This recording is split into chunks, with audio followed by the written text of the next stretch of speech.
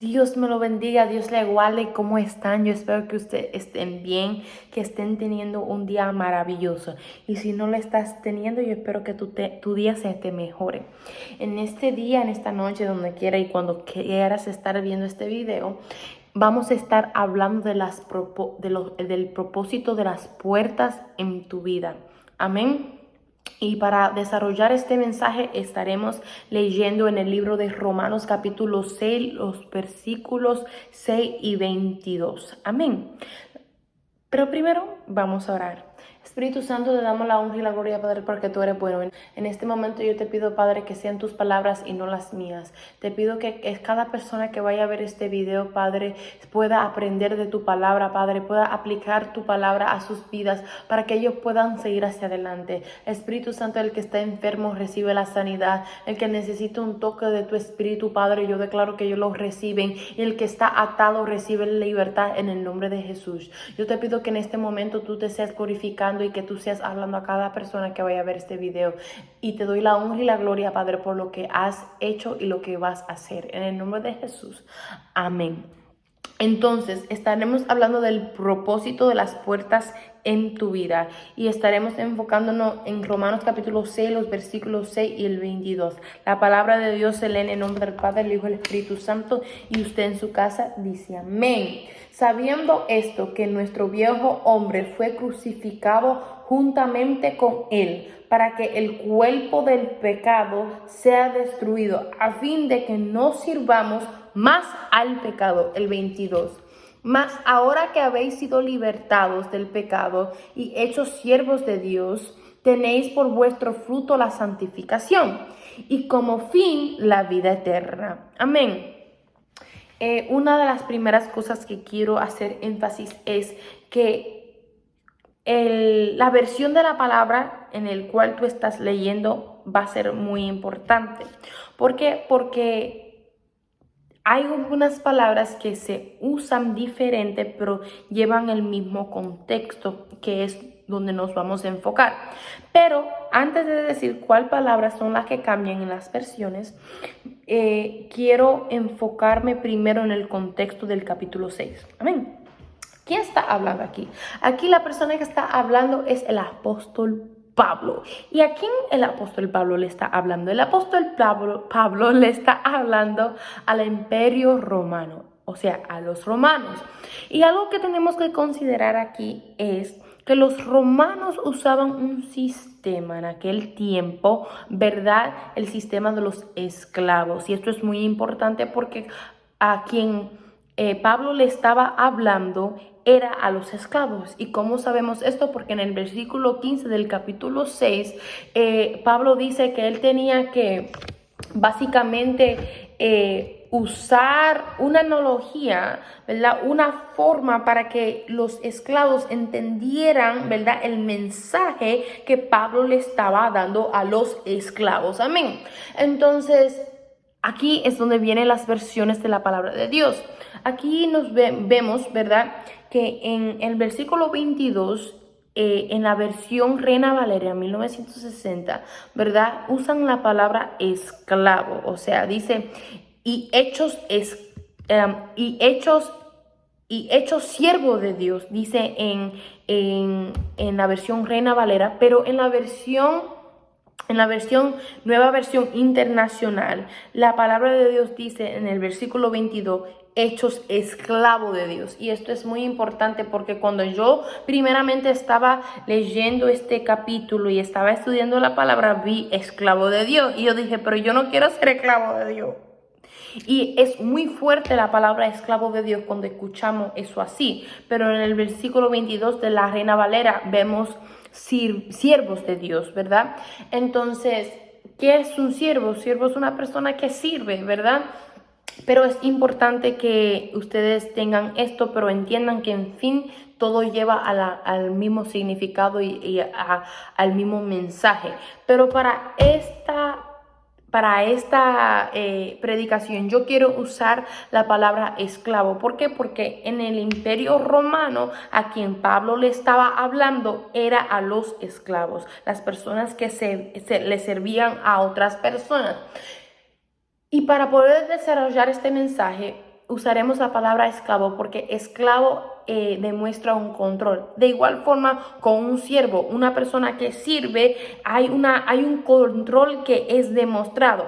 Y le voy a enseñar esto con los próximos ejemplos. Un esclavo, ¿verdad?, está bajo un control de una persona. Sea que esta persona esté demostrando un control positivo o negativo, hay un control que se demuestra. Un siervo le está sirviendo a una persona, sea para bien que esta persona esté usando su control o negativo. De igual forma, vamos a usar un ejemplo de nuestra generación. Un ejemplo sería un empleador, ¿verdad?, y la persona que está trabajando. El empleador está demostrando un control sobre el trabajador. De igual forma, un padre o una madre a sus hijos demuestran un tipo de control. Y esto es muy importante que lo podamos entender, porque si entendemos el punto del control, el resto del mensaje va a fluir más en tu cabeza. Amén. Entonces, Pablo lo que le estaba dejando entender a los esclavos, ¿verdad?, o a los siervos de este tiempo, es que el control que se había presentado en este momento era el mismo control que Dios estaba buscando. Angelina, ¿cómo así? Te explico. Cuando los romanos, ¿verdad?, los esclavos romanos, ¿verdad?, ellos de una forma, ¿verdad?, estaban básicamente dándole a los maestros, o sea, a las personas que tenían el control,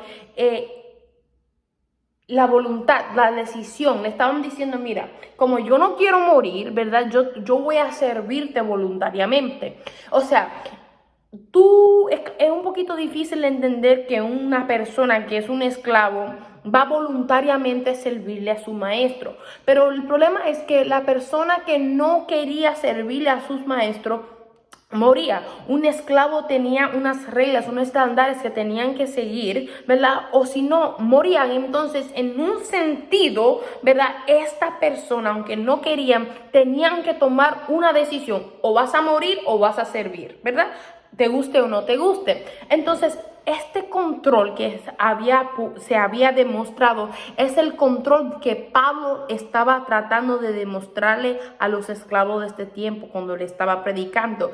Pablo le decía a estas personas, así mismo como ustedes, ¿verdad?, tomaron la decisión de no morir, sino servirle a sus maestros. Así mismo ustedes han decidido, ¿verdad?, pecar. Angelina, ¿cómo así? Cuando tú decides, ¿verdad?, pecar, hacer lo malo, hacer las cosas que ofenden a Dios, tú estás básicamente dándole el control al pecado, ¿verdad?, para que el pecado tenga el control sobre ti. ¿Tú me estás entendiendo? Para que cuando tú hagas algo, ¿verdad?, o trates de salir de algo, no puedas, porque el control está en lo que te domina a ti. Lo que te domina a ti viene siendo el pecado. Pero cuando tú decides, no, yo no quiero que el pecado esté en control sobre mi vida, sino que Dios esté en el control de mi vida, tú básicamente estás diciendo que la persona, el ser que tiene el dominio sobre tu vida viene siendo Dios. Y esto es importante porque lo que Pablo le estaba dejando entender a las personas era que así mismo como ustedes decidieron, ¿verdad?, ser obedientes a sus maestros cuando estaban en la esclavitud, así mismo como ustedes pecaron, ¿verdad?, y nadie le dijo que pecara, sino que tomaron la decisión voluntariamente. Así mismo Dios quiere que ustedes tomen la decisión voluntariamente de servirle al Señor. ¿Están entendiendo? Entonces, ¿por qué esto es importante? Esto es importante que entendamos este contexto porque nos va a dejar entender cómo es, ¿verdad?, que las puertas, el propósito de las puertas en nuestras vidas, sean puertas abiertas o sean puertas cerradas. Lo que vemos aquí y aquí es donde viene la aplicación, es que las puertas cerradas y las puertas abiertas en nuestras vidas determinan a quién le damos control. O sea, ¿a quién le vamos a dar control? ¿Al pecado o al Dios? viviente. O sea, hay que determinar a quién queremos darle el control. Si tú le quieres dar el control al pecado, entonces las puertas que están en tu vida, ¿verdad?, van a reflejar que el pecado, ¿verdad?, está en el dominio, está en el control, o sea, que tiene el control sobre tu vida. Pero si tú quieres que el Señor tenga el control sobre tu vida, las puertas en tu vida tienen que reflejar que Dios está en el control. Angeline, pero ¿cómo yo voy a demostrar, verdad?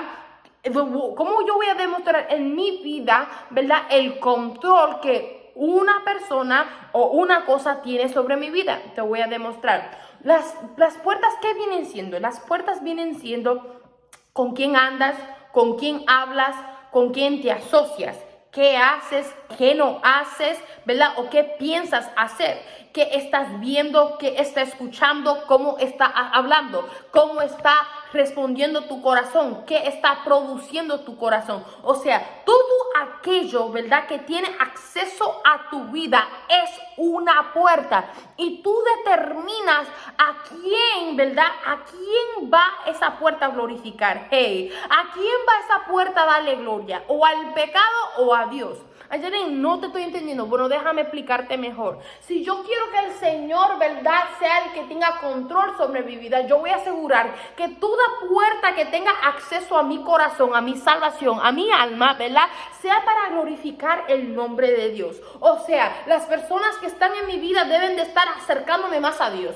Que las personas que tienen una posición en mi vida deben de estar apoyándome. Que las personas que quiero que estén al cerca a mí deben de ser personas que estén orando por mí, que estén orando conmigo. Ustedes me están entendiendo que los planes, que los detalles, que las metas que yo tengo para mi vida sean para glorificar el nombre de Dios. Que todas las cosas que yo vaya a hacer, que las cosas que estoy pensando, que las cosas que se estén formando en mi corazón sean para qué, para glorificar el nombre de Dios. Todas las puertas en mi vida deben de acercarme más a quién, más a Dios, porque yo quiero que Él tenga el control en mi vida. Y si yo quiero que Él tenga el control en mi vida, eso se tiene que dar a demostrar. De igual forma, si tú quieres que el enemigo, ¿verdad?, con sus pecados tenga el control sobre tu vida, ¿verdad?, tú vas a seguir escuchando esas canciones que a lo mejor te deprimen. Tú vas a seguir estando al lado de esas personas que no te están apoyando, que en vez de ayudarte a echar adelante te están atrasando, que en vez de posicionarte y ponerte en lugares, ¿verdad?, que te van a ayudar a ti como persona a crecer y desarrollarte, te está poniendo en situaciones que te están derrotando. ¿Tú me estás entendiendo? Ahora, un punto que es importante para determinar estas cosas es lo siguiente. Y es cómo determinamos, ¿verdad?, las puertas cerradas en nuestras vidas. Porque o le estás abriendo la puerta a Dios y le estás cerrando al enemigo, o tú le estás abriendo la puerta al enemigo, ¿verdad?, y le estás cerrando la puerta a Dios. La palabra de Dios dice en el versículo 6, ¿verdad?, que dice así: sabiendo esto, que nuestro viejo hombre fue crucificado. ¿Qué significa esto?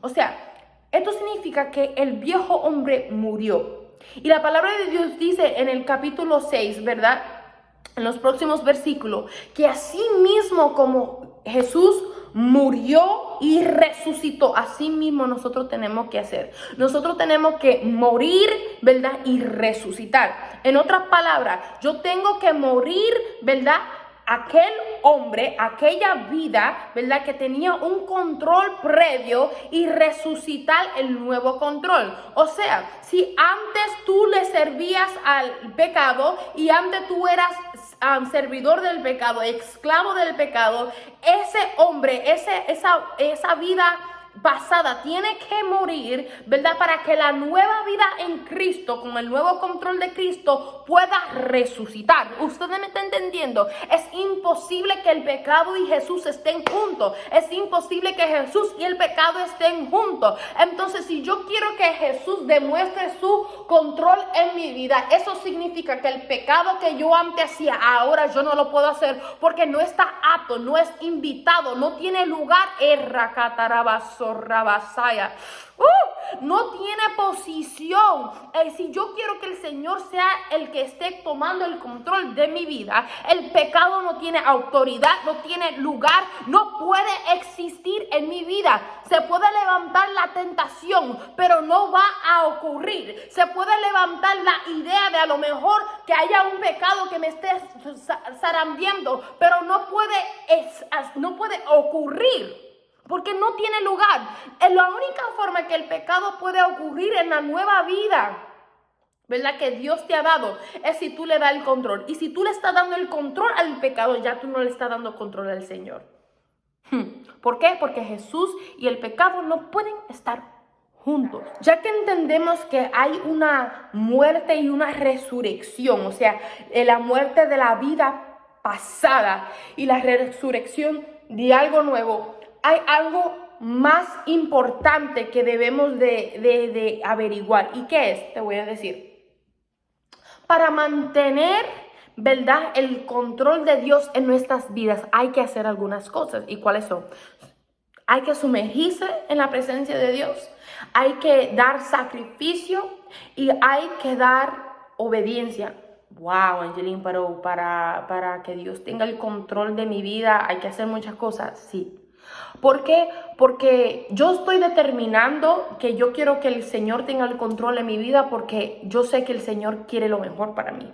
Yo sé que el Señor tiene algo bueno para mí. Yo sé que la vida que el Señor está creando en Él, ¿verdad?, para mí es mejor de lo que el pecado me podía ofrecer a mí. Si el pecado me estaba ofreciendo muerte, el Señor me está ofreciendo vida. Si el pecado me estaba ofreciendo enfermedad y depresión, el Señor me está ofreciendo sanidad y gozo. Hay alguien que me tiene que entender en este momento. Si el pecado me estaba ofreciendo una vida encadenada, una vida sin poder echar hacia adelante, una vida atrapada, el Señor me está dando éxito, me está dando libertad y me está dando paz y gozo. Hay alguien que me está entendiendo. Entonces, por eso, como Dios me ofrece estas cosas, al yo estar debajo, sometida debajo de Él, yo por eso estoy cogiendo esto. Entonces, como esta es la mejor opción, hay que dar algo al cambio.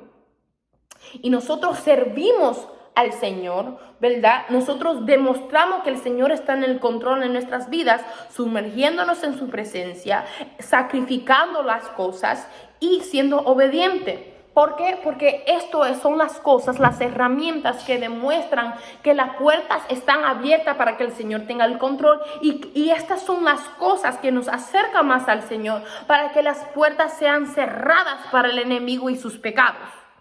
¿Tú me estás entendiendo? Entonces, sumergiéndose en la presencia de Dios significa que yo me voy a meter tan profundo, ¿verdad?, dentro de la cosa de Dios. Voy a formar una relación con el Señor. Voy a conocer al Señor a través de su palabra. Voy a orar más. Voy a comunicarme más con el Señor, ¿verdad?, para estar tan profundo en la presencia del Señor que nada ni nadie puede sacarme de la presencia de Dios. Porque déjame decirte algo, la presencia de Dios, a la presencia de Dios tiembla la tierra. Y si la tierra tiembla a la presencia de Dios, el enemigo también. Hey. Y si el enemigo tiembla ante la presencia de Dios, eso significa que si yo estoy tan sumergida en la presencia de Dios, el enemigo no puede estar al lado mío. Oh, nadie me está entendiendo. Si yo estoy tan sumergida ante la presencia de Dios, si yo estoy tan cerca de la presencia de Dios, el enemigo no me puede hacer daño. Comparado si yo le estoy dando, comparado a si yo no me sumerjo ante la presencia de Dios, comparado a que si yo no conozco la palabra de Dios, comparado a si yo no hablo con el Señor, le abro puerta al pecado para que entre y le cierro puerta al Señor. Y la obediencia y el sacrificio son algo muy importante. Quiero hacer énfasis. Tú no puedes sacrificar algo si no estás siendo obediente primero. La obediencia siempre viene primero antes que el sacrificio. Pero si ya yo estoy siendo obediente hacia mi Padre, ¿verdad? Ahora yo quiero sacrificar. ¿Sacrificar qué? Sacrificar aquellas cosas que pueden abrir puerta hacia el pecado. O sea, ¿qué son esas cosas? los pensamientos negativos, estando al lado de las personas que no me apoyan, si no me restan. ¿Tú me estás entendiendo? Cosas de ese nivel. Mi alma alaba la gloria de Dios. Amén. Entonces, eso es. Si tú quieres que el Señor sea tomando el control de tu vida, de todo lo que tiene que ver con tu vida, asegúrate que las puertas, las cosas que tienen acceso a tu vida, sea para glorificar y exaltar el nombre de Dios. Amén. Que Dios me lo bendiga, Dios le guarde y que pasen un maravilloso día o noche cuando sea que ustedes estén viendo este video. Bye bye.